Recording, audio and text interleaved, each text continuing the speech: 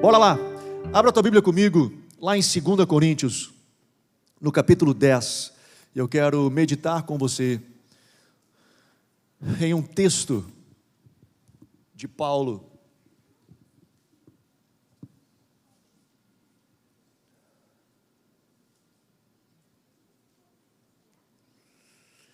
Segunda Coríntios capítulo 10,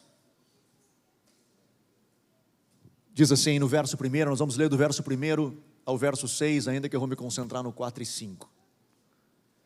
Ora, eu mesmo, Paulo, rogo-vos pela mansidão e benignidade de Cristo. Eu que, na verdade, quando presente entre vós, sou humilde, mas quando ausente, ousado. Rogo-vos que, quando estiver presente, não me veja obrigado a usar com confiança da ousadia que espero ter com alguns que nos julgam, como se andássemos segundo a carne. Pois, embora, andando na carne, não militamos segundo a carne. As armas da nossa milícia não são carnais, mas sim poderosas em Deus para destruir fortalezas. Derrubamos raciocínios e toda altivez que se levante contra o conhecimento de Deus, e levamos cativo todo pensamento à obediência de Cristo. E estaremos prontos para punir toda desobediência quando for cumprida a vossa obediência. Amém. Paulo aqui no capítulo 10, ele retoma o que ele vinha falando até o capítulo 6, quando é desafiada a sua autoridade apostólica. Se vocês vão lembrar, no início do capítulo de Coríntios, ele fala assim, uns dizem que é de Apolo, outros de Paulo, e uns de Cristo e tal. E eles começam a desafiar a autoridade de Paulo, e eles começam a dizer algo tipo assim, tá bom, né, Paulo, quando tu está com a gente, tu é uma ovelhinha, um cordeirinho, mas quando tu está longe, tu quebra o pau nas tuas cartas. E aí ele diz, cara, de fato, eu sou ríspido com vocês nas cartas, eu sou duro e sou tranquilo, e quero continuar sendo tranquilo com vocês quando estou presente, porque esse é o meu carinho por vocês, o meu amor por vocês. Agora, as pessoas que me julgam, dizendo que eu sou ríspido longe, é porque elas julgam que eu estou vivendo na carne, ou seja, o que eu faço, na verdade, é carnalidade. Ele diz, por mais que eu esteja vivendo no corpo, nesta carne, eu não ando na carne, eu não milito na carne. As armas da minha milícia, as armas da minha guerra, não são carnais, elas são poderosas em Deus para destruir fortalezas. E o que ele está dizendo é o seguinte, sabe por que vocês pensam assim? Porque em vocês têm fortalezas. Eu não sei se vocês acreditam, que nem eu, assim, mas quando eu penso em fortaleza, eu penso naqueles castelos medievais. Não sei porquê, né? Mas a gente pensa assim, o castelo da Idade Média. Não é isso que Paulo está querendo dizer, até porque ele viveu antes da Idade Média. Mas o conceito é o mesmo, que é o quê? É eu construir estruturas aonde elas me protegem. Israel, em Jerusalém em especial, é assim, a cidade antiga, foi feita uma muralha, a cidade aqui dentro, a cidade cresce, eles aumentam um pouquinho a muralha, e a cidade continua crescendo, tem um terceiro aumento, né? Um segundo aumento, uma terceira parte dessa muralha da cidade antiga de Jerusalém. Porque a ideia era proteger quem está dentro. E, cara, era incrível o como fazia, porque eles construíam estruturas que, de fato, davam segurança para aqueles que estavam aqui dentro. E, por exemplo, em Jerusalém, a tecnologia da época usada é incrível, cara. Eles têm uma estrutura de buscar água, de túneis que passam por baixo. É impressionante como eles construíam isso, porque precisava disso. Tu imagina, eu construo uma fortaleza, que é, né, um prédio enorme, com pedras enormes, onde quem está fora não consegue entrar, a não ser que eu deixe, né, e se eu não permitir, ele não consegue entrar, e eu consigo viver aqui dentro. Só que tinha um problema. Se essas muralhas, se essa cidade for sitiada, por exemplo, se um exército inimigo cercá-la, né, por todos os lados, essa cidade, se não tiver condições de ter água, por exemplo, ou alimento, ela duraria por 1 mês, 2 meses, e daqui a pouco ela sucumbe, porque não tem como, imagina, não tem como tirar os dejetos, não tem como, fica insalubre viver ali dentro. Então se construíam com estruturas muito interessantes. Paulo está se referindo a isso, e ele faz essa analogia, ele diz, olha só, vocês têm fortalezas, e essas fortalezas precisam ser derrubadas de forma poderosa, pelas ferramentas poderosas de Deus. Que fortalezas são essas? O que Paulo está se referindo quando ele diz fortalezas? Ele está falando de prédios? Ele está falando de uma estrutura de tijolos? Não, é claro que não. Ele diz logo depois aqui, na sequência, no verso 4, as armas da nossa milícia não são carnais, mas poderosas em Deus para destruir fortalezas. No verso 5, derrubamos raciocínios e toda altivez que se levanta contra o conhecimento de Deus, levanta cativo todo pensamento à obediência de Cristo. Que fortaleza é essa? São fortalezas de raciocínio, de pensamentos, de sofismas que constroem. O que ele está dizendo? Nós construímos na nossa mente paradigmas, formas de pensar e de viver, e nós ficamos dentro delas. Paradigma é a regra do jogo, é as 4 linhas aonde o jogo acontece. O jogo só acontece dentro dessas 4 linhas. Quando a bola sai, para o jogo. Ele acontece aqui. É aqui que o jogo rola. É aqui. E aí então, Paulo diz, vocês construíram fortalezas e elas não são boas. Existem fortalezas boas. Vou dar um exemplo. Se porventura você tem uma compreensão na sua mente, no seu raciocínio, de que você é filho de Deus, isso é claro para você, que a sua identidade não é no que você faz, não está baseado na conta bancária, ou no status que você tem, não importa se você hoje está rodeado de milhares de pessoas, ou agora você está vivendo em solidão, quem você é não muda, você é seguro de si, você entende que a sua identidade vem de Deus, foi Deus quem sonhou com você antes da fundação do mundo, isso está claro para você, você consegue caminhar no mundo hoje, de cabeça erguida, olhando, não com altivez, não com soberba, mas você consegue caminhar seguro de si, sabendo que você tem um Pai, e que hoje porventura você está no momento de baixa, é um momento de baixa, vai chegar um momento de alta, mas isso não muda quem você é, você tem convicção de que você é filho de Deus. Essa é uma fortaleza incrível, que ela de fato ajuda você, porque ela protege a sua vida, ela dá condições de você viver neste lugar e estar bem. O problema é quando a fortaleza ela se transforma em uma prisão. E o que é isso? É quando eu construo uma estrutura ao meu redor que ela não é tão boa assim. Assim como eu ter a convicção de ser filho de Deus me gera uma fortaleza boa, o contrário também é verdadeiro. Quando isso não está claro para mim, aonde eu me firmo? Aonde a minha identidade é firmada? Se a minha identidade, por exemplo, ela é firmada em conquistar coisas, se eu não tiver um status, se eu não tiver uma estrutura financeira, eu não sou ninguém, eu estou dentro de uma regra de jogo, de uma estrutura, 4 linhas, onde eu passo uma vida inteira preso, tentando conquistar e viver, e é um saco sem fundo, porque nunca chega, e eu vou, e quando eu não consigo, eu me decepciono, eu sofro, as pessoas ao meu redor sofrem. Por quê? Porque eu estou sendo conduzido a partir de um paradigma, de uma fortaleza. Paulo chama de fortaleza, nós aqui na igreja, quem caminha com a gente em cura interior, já ouviu falar da gente falar de falsos conceitos. Hoje a neurociência, a psicologia fala de crenças limitantes, enfim, coisas que nós carregamos na nossa vida e que determinam quem nós somos. A gente pensa, Anderson, o que é mais importante? Fé ou crença? Porque são coisas distintas, ainda que interligadas, mas são distintas. A fé é ativo, a crença é passivo. Fé é o que eu ajo, a crença, ela é o que eu acredito, mas ela é passiva, ela não se move. O que é mais importante? Há uma tendência da gente responder que a fé é mais importante, afinal, Romanos fala, o justo viverá pela fé. Então a fé é o que nos move, cara. A fé é o que nos impulsiona. Jesus, ele criticou aquele que não desenvolve a sua fé. Ele diz, cara, vocês são homens de pequena fé, não é como um grão de mostarda que cresce e depois se torna uma grande hortaliça. Vocês não desenvolvem a sua fé, ele critica a falta de fé. Então, sim, cara, a fé, Paulo também faz a mesma coisa, a importância de nós desenvolvermos a nossa fé, ele fala isso em várias cartas. Então a fé é importante, mas o conjunto de crenças, ele é também importante, cara. Por quê?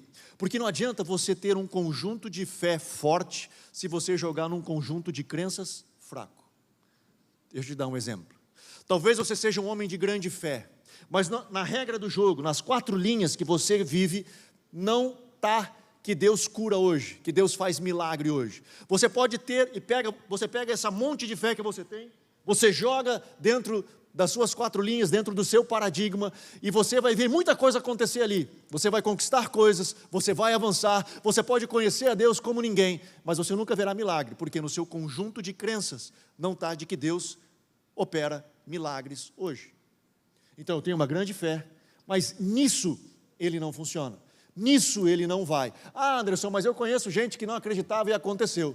Beleza, acabou de comprovar meu ponto, que é aquele ponto fora da curva, é a exceção que comprova a regra, porque normalmente isso não acontece, numa estrutura normal, cara, é o conjunto de crenças, é ali, cara, que você vai. Meu irmão, se você não acredita, Henry Ford falava isso, se você acredita que pode, ou se você acredita que não pode, em ambos os casos, você está certo, porque é o conjunto de regras, cara, que determina a nossa vida. É ali, cara, é as crenças que nós criamos ao nosso redor, que limitam o jogo. Deixa eu lhe dar, talvez, exemplificar de alguns exemplos bíblicos disso. Nós vemos, por exemplo, de fortalezas, nós vemos, por exemplo, os gregos, cara, em Atenas. Paulo chega para pregar na Grécia, e ele chega lá, cara, com os caras cabeções desse tamanho. Tinham o histórico de Sócrates, Aristóteles, Platão, que antecederam Paulo. Eles sentavam no Areópago para discutir coisas que ainda hoje, 2000 anos depois, o pessoal estuda esses malucos, de tamanha sabedoria desses caras. Eles sentavam ali no Areópago estudando isso. Chega Paulo e começa a pregar o Evangelho. E eles estão ouvindo com seu cabeção, com a sua estrutura mental. E aí quando Paulo diz para eles assim, e Jesus morreu e ressuscitou. Não, agora não. Ressuscitar, Paulo não, agora forçou a amizade. Então é o seguinte, Paulo, olha só, sobre esse negócio de ressurreição a gente vai conversar outro dia, mas agora não vai dar, cara, com essa conversa agora tu passou do limite. O conjunto de crenças, as fortalezas intelectuais do conhecimento impediram que os atenienses naquele dia tivessem um encontro com a visitação do Espírito Santo. A forma deles verem mundo, eles estarem firmados no seu intelecto, impediram eles de ter um encontro com o Cristo. Nós vemos Saul, Deus separa Saul, e Deus dá uma missão a Saul. O profeta Samuel chega para Saul e diz, olha, tu vai guerrear, tu vai destruir todo o exército, rei, não quero despojo de guerra nenhum, tu vai acabar com todo mundo, entendeu?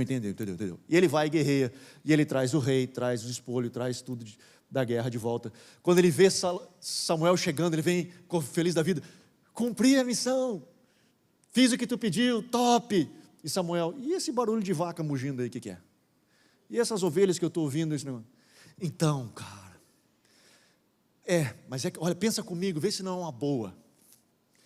Cara, sobrou vaca, tem umas ovelhinhas aí, a gente pode botar esse povo aqui de escravo. Ele tinha uma missão, que Deus deu para ele uma missão. Ele conseguiu ser desobediente à missão de Deus, porque ele tinha medo, ele tinha uma fortaleza dentro dele, que ele precisava ser aceito pelas pessoas, ele precisava impressionar as pessoas, o que eles iriam dizer? Ele não estava preocupado com o que Deus pensava, ele estava preocupado com o que as pessoas pensavam, ele estava preocupado com o que o outro vai dizer, como eu vou lidar com tudo isso, e ele acaba perdendo naquele dia o trono, naquele dia Deus o rejeita, e ele perde o trono. Nós vemos Jonas, que tinha um problema sério com Nínive, porque Nínive tinha já detonado com Israel, tinha vindo contra os hebreus, enfim, não era um povo que era gente boa, e Deus chama ele e diz, eu quero que tu pregue em Nínive. Ele diz, não, vou, lá eu não vou, e ele pega um barco e vai embora, e no barco eles descobrem que o bicho estava fugindo, jogam ele na água, vem um peixe, engole ele, e ele fica discutindo com Deus dentro da boca do peixe. O peixe gospe ele aonde? Nínive. Ele sai para fora, dá uma olhada ao redor, está lá a placa, bem-vindo a Nínive, desgraça. E aí ele agora, mano, então diz, cara, tu vai pregar aqui. Mas eu não quero pregar. Então, mas tu vai pregar, e tu vai pregar que eles se arrependam. E a intenção do profeta, do homem de Deus é, Senhor, eles são maus. Quem sabe tu traz fogo do céu e queima todo mundo. Desce e pum! Mata todo mundo, a justiça, pum, arrebenta com todo mundo. E Deus, não, tu vai pregar. E ele prega contrariado. E ele prega, todo mundo se arrepende, até os animais fazem jejum, e Jonas fica chateado. Ele fica incomodado que deu certo o negócio. Porque ele tinha uma estrutura, cara, de mentalidade, de justiça. E nesse mundo polarizado que nós vivemos hoje, quando nós temos essa estrutura, a gente fica assim, eu estou desse lado de cá e que Deus queime o lado de lá. Aí o lado de lá olha para cá, que queime o lado de lá. E a gente fica queimando e desce fogo do céu, e tananana, e nós temos dificuldade pela fortaleza que nós estamos vivendo, firmados nela, de olhar com o olho celestial e entender que talvez Deus queira estender misericórdia, trazer arrependimento e mudança de vida para aquele que está do lado. Eu não consigo, cara, porque tem uma fortaleza dentro de mim que me impede de ser crente de verdade, de ser um cristão que olha na perspectiva celestial, porque eu tenho uma fortaleza dentro de mim. Eu tenho uma estrutura que está dentro de mim que me impede de justiça própria. Não, mas tem que ser assim. E Deus está olhando, dizendo, mas eu quero ter misericórdia com esse maluco agora. Não, mas não pode não, tem que ser fogo do céu. Nós temos várias, cara, expressões de fortalezas que nós podemos estar presos e vivendo. Nós vemos pessoas que estão presas no medo, na culpa, na autocondenação, no orgulho, na insegurança, na autossuficiência. Diz, cara, eu não sou capaz, eu não presto, Deus não se importa comigo, ninguém me valoriza, ninguém olha para mim, que tem dificuldades e criam padrões destrutivos na sua vida. Isso é muito louco, cara. Essa é uma fortaleza que quem não vive ela e olha de fora diz, cara, como é que esse maluco vive isso, cara? Mas pessoas que têm padrões destrutivos ou autodestrutivos, elas se colocaram numa estrutura de fortaleza e elas acreditam que este lugar onde eu estou, que é a minha fortaleza, é meu lugar seguro. Eu já ouvi, cara, várias histórias disso. Eu contei talvez algumas aqui. Eu lembro de uma em específico, que eu lidei com uma mulher, onde ela... Essa é uma história triste, mas eu espero que você entenda o que eu quero dizer com isso. Mas ela, por exemplo, ela foi casada e ela sofria abuso físico do marido. E ela apanhava, enfim, foi difícil, sofreu pra caramba, se divorciou. E ela se divorcia e ela casa de novo.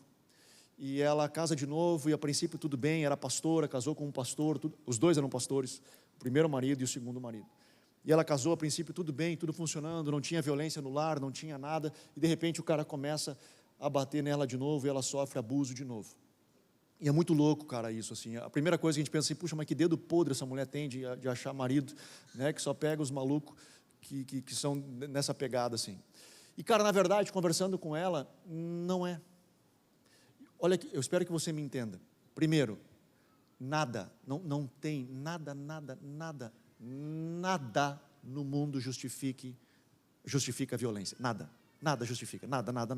Então, tudo que eu for falar a partir de agora, eu quero que você entenda que nada justifica a violência, não pode, não interessa o que aconteça, não pode, cara, não pode ter violência, não pode estender a mão, não pode ter homem bater em mulher, não pode, cara, não pode homem bater em mulher, não faz sentido, nem mulher bater em homem, obviamente, mas não pode ter violência, não cabe, nada justifica, acho que você me entendeu, nada justifica a violência.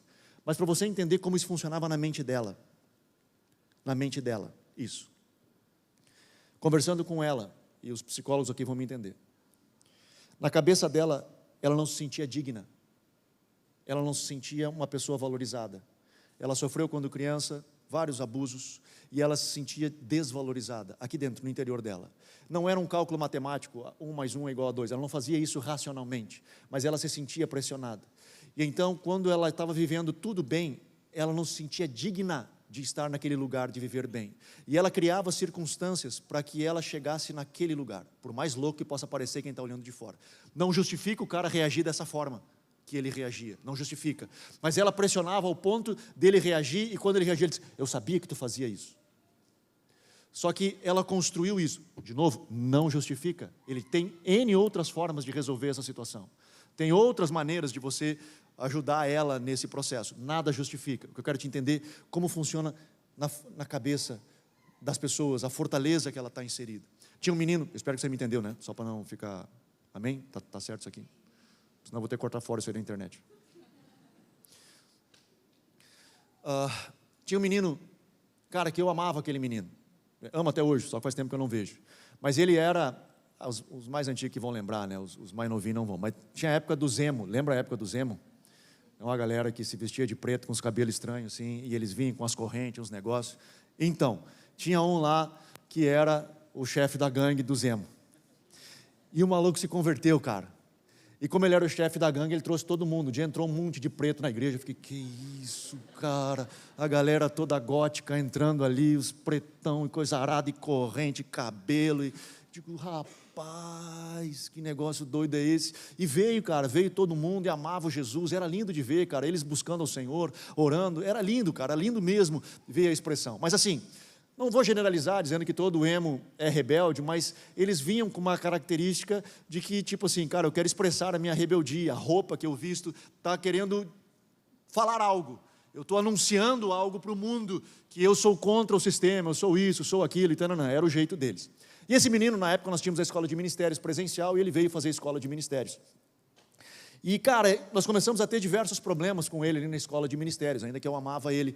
Mas ele, cara, primeiro que ele não era acessível, tu não conseguia entrar nele, porque ele tinha uma fortaleza que era impenetrável, tu não entrava. E esse é o problema das fortalezas, tu te sente seguro ali quando ela é uma fortaleza, o problema é quando ela se torna uma prisão, cara, e tu fica preso dentro dela. Então tu não alcançava o coração dele. Eu lembro um dia, ele chegou para mim e disse assim, sabe por que eu vim na escola de ministérios? Porque esse pessoal todo aqui está precisando que eu ajude eles. Eu digo, acho que não. Mas ele tinha isso, cara, a estrutura que ele construiu, onde eu fico aqui, cara. E aí ele olhava assim. E aí ele tinha um sentimento de rejeição muito forte, que explicava como ele chegou a ser o emo. Não estou dizendo de novo, generalizando, que todo emo é assim, mas no caso dele era. E aí ele disse assim, deixa eu te dar um exemplo. Hoje de manhã, por exemplo, eu estava vindo caminhando aqui para a igreja e tal, e vinha uma irmã da igreja na minha direção. Quando ela me viu, virou o rosto. Tipo assim, me desprezando. Eu disse, tá, mas quem garante que ela virou o rosto te desprezando ou ela só virou o rosto para virar o rosto? Só que a lente dele, cara, é que todo mundo me rejeita. Ninguém me ama, ninguém gosta de mim. Eu digo, cara, maluco, eu gosto de ti, cara.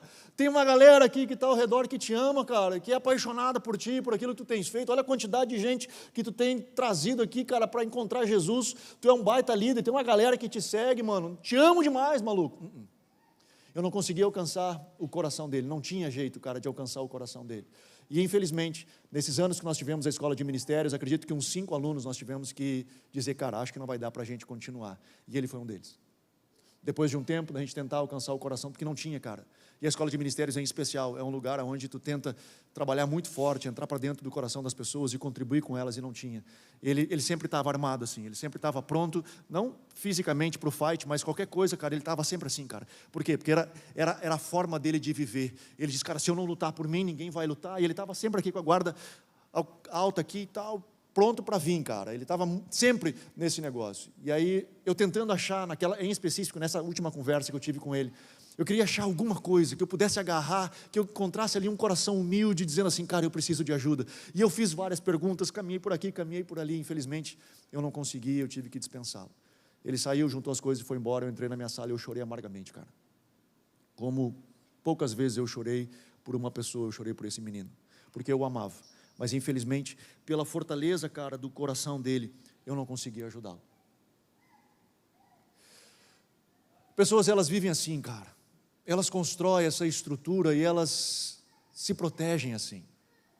E é interessante, as pessoas, elas dizem assim, Anderson, tu não vai acreditar, cara, mas todo lugar que eu vou é a mesma coisa. As pessoas me rejeitam, por exemplo. Não importa. Pessoas, elas nem me conhecem, elas me rejeitam. Deixa eu dar uma notícia para você. Se você troca geograficamente de lugar e os comportamentos repetem, provavelmente o problema...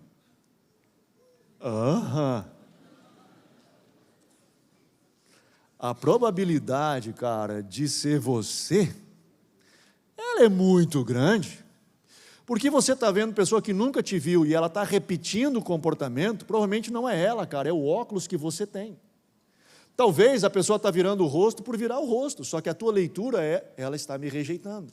Porque você construiu, cara, uma estrutura que você se sente seguro ali.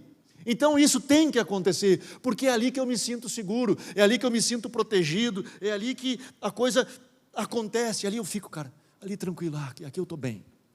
Só que você está, na verdade, é uma prisão. Você não está conseguindo ser alcançado por ninguém, ninguém chega até você. Ninguém transpõe essa muralha. E às vezes nem Deus, cara, transpõe. Porque nós não permitimos que isso aconteça. A gente constrói essa estrutura. Paulo, ele diz aqui no verso 5, derrubando, na minha tradução, raciocínios. e toda altivez que se levanta contra o conhecimento de Deus. Outras traduções trazem a palavra sofisma no lugar, que eu particularmente gosto mais do que raciocínios. Raciocínios é a tradução da palavra sofismas. Sofismas são raciocínios. Só que quando eu leio só raciocínios, ele pode ser bom ou ruim. Né? Quando eu leio raciocínio, eu tenho um raciocínio bom e um raciocínio ruim. Mas quando eu uso a palavra sofismas, eu estou dizendo, é um raciocínio, mas eu deixo claro que ele é um raciocínio ruim. Ele é algo que não é bom. Sofisma, tentando trazer para você, é mais ou menos uma cortina de fumaça. É uma realidade que parece que é, mas não é. E é isso que Paulo está dizendo. Ele vem e destrói o sofisma. Ele destrói aquilo que parece ser, mas se você entrar e mexer, você vai ver que não, cara, não era bem assim. É aquele negócio de que, cara, é verdade que as pessoas estão virando o rosto para mim. Cara, é verdade, eu olhei e vi, a pessoa virou o rosto mesmo. Ela não olhou para você, mas a verdade é que você é filho de Deus, que Deus te ama e que você foi aceito por Ele. Essa é a verdade. Então tem coisas que você me diz assim, Anderson, mas é real, isso acontece comigo, é fato. Eu digo, eu sei, e eu sei que é real. Você não está mentindo para mim, é verdade, para você isso é verdade, só que você está vendo é um sofisma, é uma cortina de fumaça, você não está conseguindo ver com clareza o que está acontecendo, e para você tipo essa vida, ninguém me ama, ninguém gosta de mim, eu não consigo, eu não posso, eu sou rejeitado, eu nunca vou chegar, ou sei lá, eu preciso vencer, e aí eu estou sempre aqui, eu tenho que dar toda hora, se eu não lutar por mim, ninguém vai, e aí então não aceito a ajuda de ninguém, porque sou eu, e eu estou ali, e aí acaba que a gente não consegue ajudar ninguém, e a pessoa acaba ficando sozinha, e a fortaleza que ela construiu para se proteger, na verdade, a isolou do mundo, e hoje ela está distante de todas as coisas. Tá, Anderson, e como é que eu resolvo isso, cara? Como é que eu saio desse pepino, como é que eu me livro desse negócio tão ruim que está me prejudicando pra caramba, eu estou vivendo hoje numa prisão. Paulo, ele diz, levando cativo todo pensamento à obediência de Cristo. Preste atenção nessa frase. Lembrando que as nossas armas, as armas da nossa milícia, estamos numa guerra, nós estamos numa guerra, não é fácil. Nós estamos numa guerra. O que Paulo diz? Eu vou levar cativo todo pensamento. O pensamento diz de medo, onde você tem medo que te paralisa. Você vai pegar o medo, vem cá. Não, mas eu não quero. Tu quer. E tu vai agarrar o medo, e tu vai levar cativo a obediência de Cristo. E vai dizer, Cristo aqui, ó, tem o meu medo, está aqui, ó. Ele queria fugir e me levar lá para a fortaleza, mas eu trouxe ele aqui diante de ti. Eu quero saber o que tu diz disso aqui. E Deus vai falar contigo. E ele vai começar a dizer o que ele vê de você em relação ao medo. E aí, até que este pensamento, levado cativo à obediência de Cristo, você consiga obedecer o que Cristo pensa de você, e não mais o medo. A sua vida não é mais agora conduzida pelo medo, e sim pelo que Cristo pensa de você. Mas isso vai ser fácil? Não, você vai ter que levar cativo o seu pensamento. O pensamento vai vir, você vai agarrar ele. Agora tu não me escapa, bicho velho, eu vou te levar lá para Jesus, eu vou pegar e vou te levar ao Cristo, e vou colocar diante do Senhor e dizer, Senhor, o que tu diz acerca disso? O que tu diz acerca disso? Como tá sendo a minha vida? Como eu estou levando esse negócio? Meu irmão, nós construímos fortalezas onde a gente se sente seguro. E às vezes nessas fortalezas, onde nós estamos nos sentindo seguros, nós estamos perdendo visitações de Deus. Nós estamos perdendo o ministrar do Senhor. Nós estamos perdendo o ouvir do Senhor, nós estamos perdendo o contato com pessoas que nós amamos, nós estamos perdendo um abraço do nosso filho, nós estamos perdendo situações que nós estamos vivendo, e eu sei que muitas das vezes, nós que estamos em fortalezas, vivendo esse processo, às vezes debaixo de um jugo de vício, de escravidão, nós não queremos fazer isso. Pessoas, quantas eu vejo no meu gabinete chegar para mim e dizer, Anderson, eu não quero viver isso, mas quando eu vejo eu continuo repetindo padrões, eu sei que eu estou errado, eu não gosto de fazer o que eu faço, mas de repente eu repito isso de novo, e eu sei que a minha família está sofrendo, os meus filhos estão sofrendo, a minha esposa está sofrendo, meu marido está sofrendo, e todos estão sofrendo ao meu redor, mas eu acabo repetindo padrões, porque tem uma fortaleza, você está com uma fortaleza de pensamento. O que você precisa fazer, cara? Levar cativo a obediência de Cristo, e ver o Cristo dizer o que Ele pensa de você, em nome de Jesus. Amém?